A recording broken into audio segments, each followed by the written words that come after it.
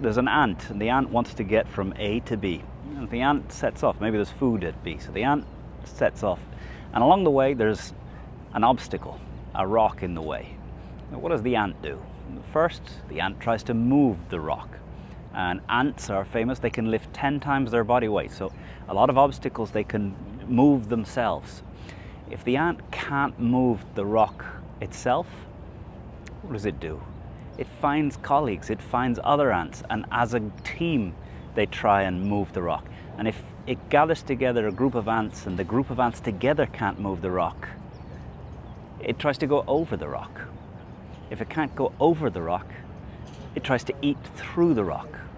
If it can't eat through the rock, it tunnels under the rock. But the one thing that the ant will never do is stop trying to get to B, to the food, to the destination. And very often in our lives, it's the lack of this determination to get to the destination that leads to a lack of success, far more than a poor idea. I think in one of my previous videos, I talked a lot about the difference between great decisions and commitment. I think the ant philosophy, what would an ant do?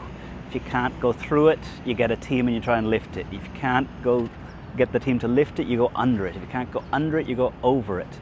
If you can't go over it, you find another route, but there's nothing going to stop you from getting from here to here. And I think for the important things in our life, if you can bring the philosophy of the ant, you will achieve the things that you set out to. But I guess there's a reflection, words of Vern Harnish, you can have anything you want, but not everything. And for the ant philosophy to work, you need to decide what are the things you don't want and what are the things that, yes, you are willing to do what it takes, whatever it takes, with whoever it takes to get from where you are now to that destination. Good morning, aircraft carrier Midway, and we have San Diego. This is the hotel where the Vistage meeting is, San Diego, and the sun rising here behind. Have a good day. Hey, it's Conor here in San Diego. Got the aircraft carrier Midway sitting here behind. And on the plane across to San Diego, I was watching the film Dunkirk.